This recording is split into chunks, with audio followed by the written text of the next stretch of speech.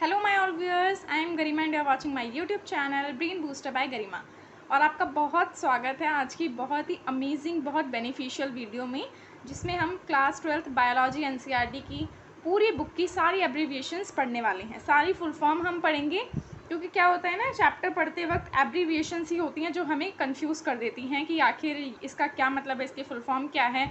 इसलिए, और क्योंकि अभी तो हमारी क्लास 12 शुरू हुई है बच्चों, तो इसलिए मैं सोच रही थी कि क्यों ना बच्चों को कुछ इन्फॉर्मेशंस प्रोवाइड कराई जाएँ जो आगे के लिए बहुत यूज़फुल हों।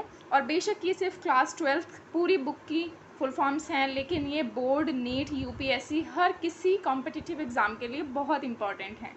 और आज की वीडियो में मैं ये भी बताऊंगी कि फुल फॉर्म ऐसी कौन सी हैं क्लास 12 की जो नीट में भी आ चुकी हैं और जिनके आगे भी आने के चांसेस हैं। तो without wasting any time, let's get started. Yes, so guys, ये रही हमारी क्लास 12 की A to Z सारी एब्रीविएशंस, और चैप्टर वाइज ही मैंने लिखी हैं जिससे आप कंफ्यूज ना हो और आपको भी पता लगे कि भाई कितनी एब्रीविएशंस हैं और कितनी हमें आती हैं और कितनी हमें आनी चाहिए। तो सबसे पहले मैं बता दूं कि जो हमें फर्स्ट टू एब्रीविएशंस दे रखी हैं, ICBN और ICZN, ये दोनों ही नीट के क्वेश्चन में पूछी जा चुकी हैं बेटा। आप प्रीवियस क्वेश्चन पेपर उठाओगे, PYQ उठाओगे, तो आप देखोगे कि फुल फॉर्म्स भी आती हैं और ये दोनों भी आ चुकी हैं। तो सबसे पहले ICBN और ICZN में सिर्फ बोटानिकल और जूलॉजिकल का ही फ़र्क है। तो यहाँ पे international code for botanical nomenclature, इसमें सारे क्या होते हैं ना, botanical means plants, basically plant से रिलेटेड है। तो इसमें प्लांट्स के नाम रखने की प्रक्रिया को ही ये फुल फॉर्म दी गई थी, और प्लांट्स के नाम रखने की प्रक्रिया को ही बोटानिकल नॉमेनक्लेचर बोलते हैं।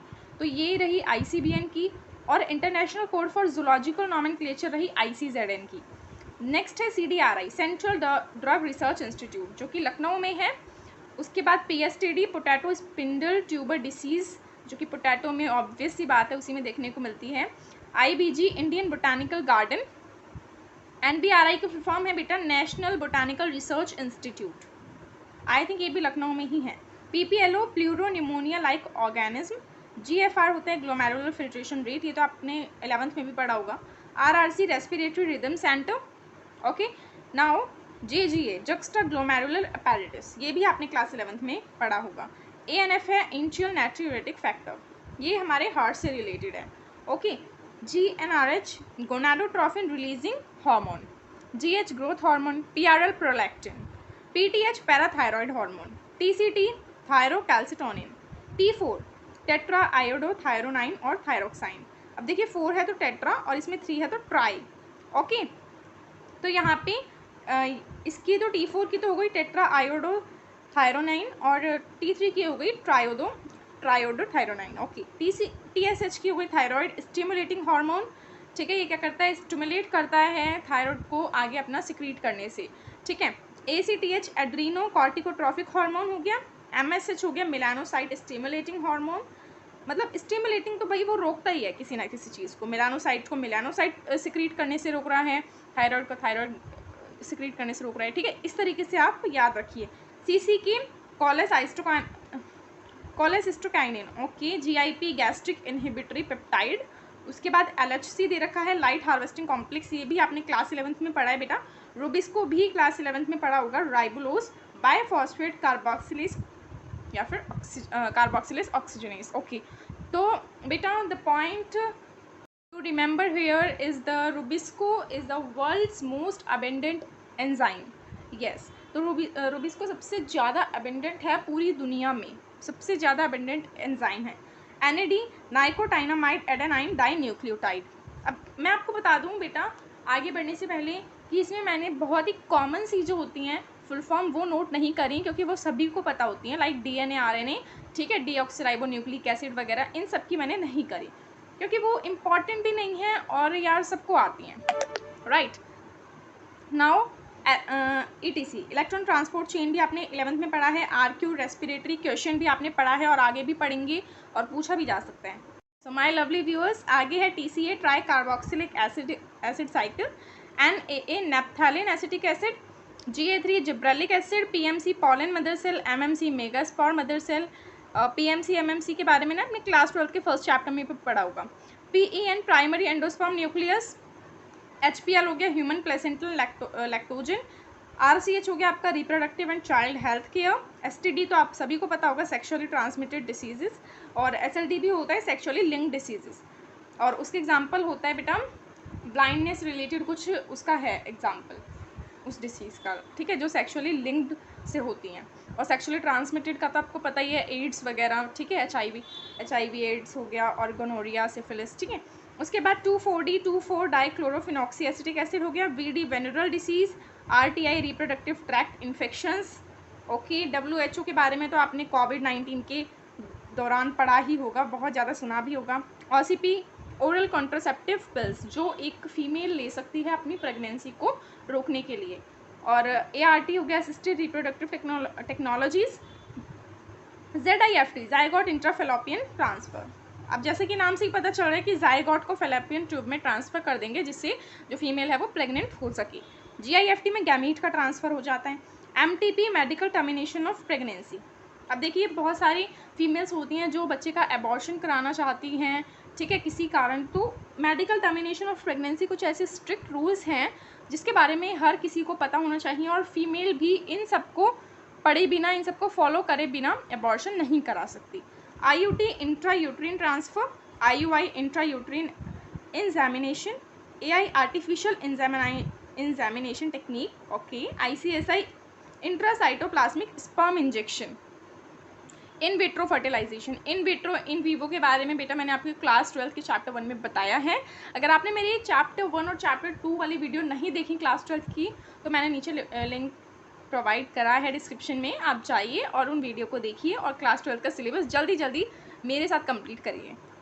ET हो गया एम्ब्रियो ट्रांसफ़र। HNRNA हो गया हेट्रोजीनस न्यूक्लियर RNA। UTR बेटा अनट्रांसलेटेड रीजन। ओके, सॉरी, तो UTR अनट्रांसलेटेड रीजन। HGP का ह्यूमन जीनोम प्रोजेक्ट।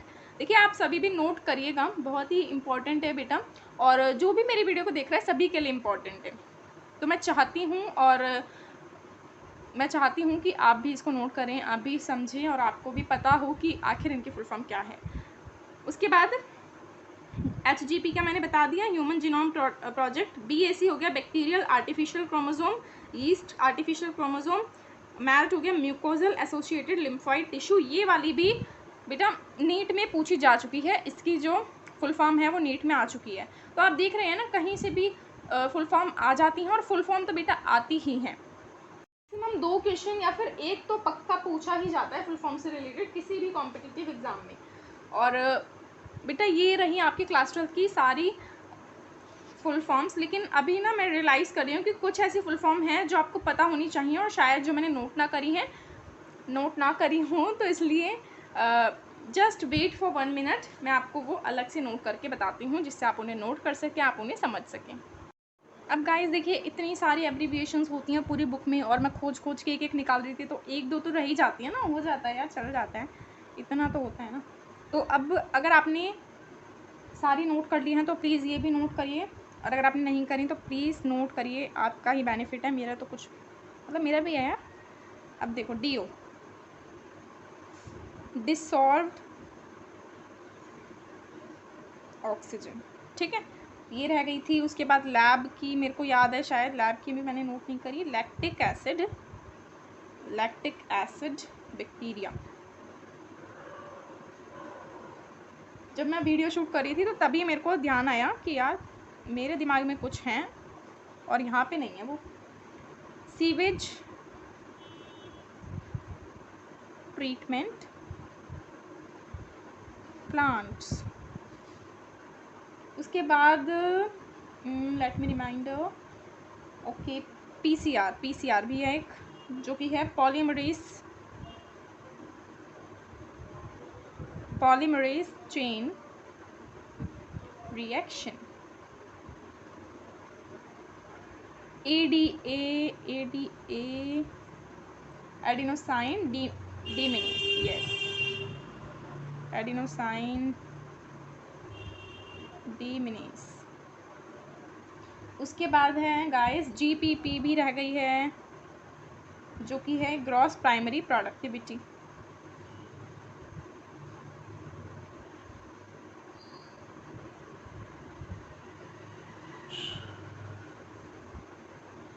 आगे बढ़ने से पहले मैं आपसे कहना चाहूँगी कि अगर आपने लाइक नहीं करी है वीडियो तो प्लीज़ लाइक करो, सबसे पहले इसको शेयर करो, और मेरे चैनल को सब्सक्राइब करना तो बिल्कुल भी मत भूलो यार।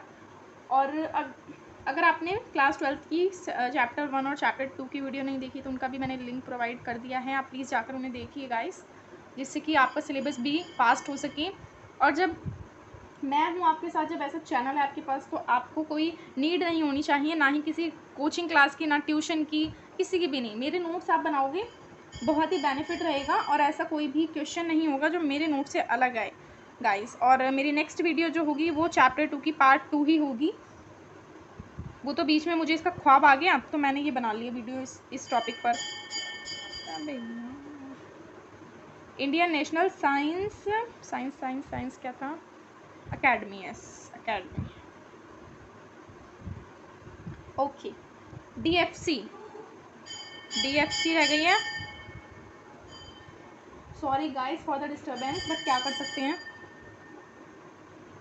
कुल्फी वाला है भाई वो। डीएफसी, डिट्राइटिस फूड चेन, ध्यान रखिएगा ये दोनों नीट में आ चुकी हैं, हो सकता है बाद में भी दे दें, एग्जामिनर का कुछ पता नहीं है। International union for